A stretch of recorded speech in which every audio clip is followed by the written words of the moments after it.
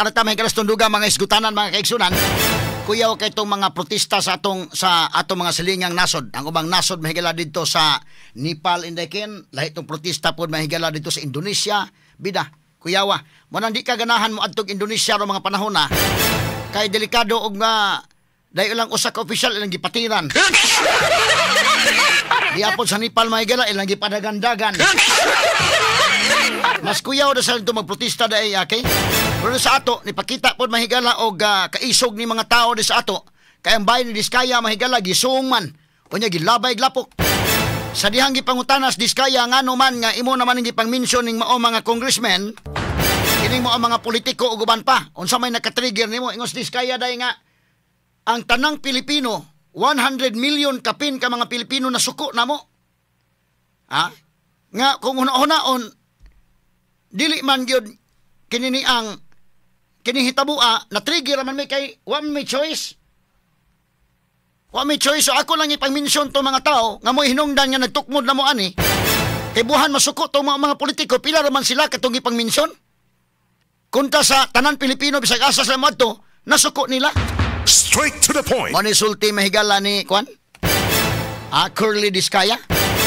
Unya kinini ang anahitabo mga kaigsunan diri sa upper house o sa lower house nga nagpahigayon nag-investigasyon asa man gyud ang direksyon ini.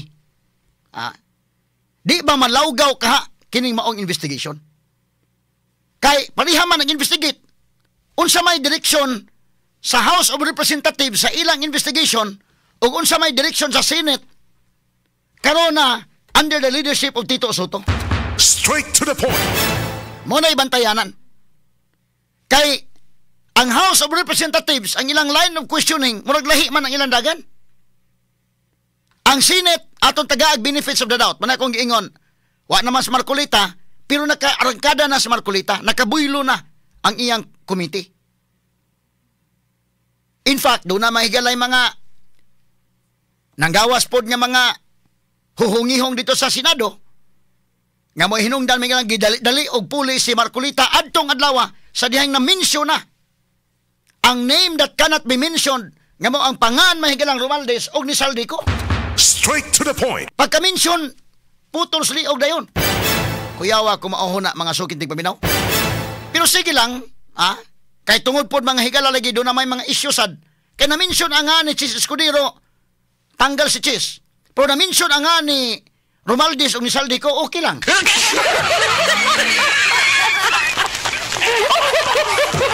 Manang pangutana, unsa man kaseryoso ang Administrasyong Marcos ni ining maong investigation sa flood control.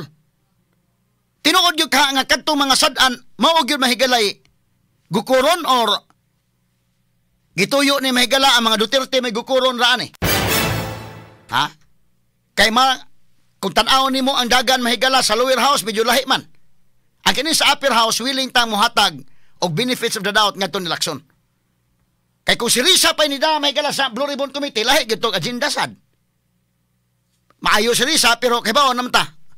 Nga medyo paminaw ko ang focus adto mahigala Davao, Bahalag way baha sa Davao, bahalag di ang baha sa Manila adtong investigasyon.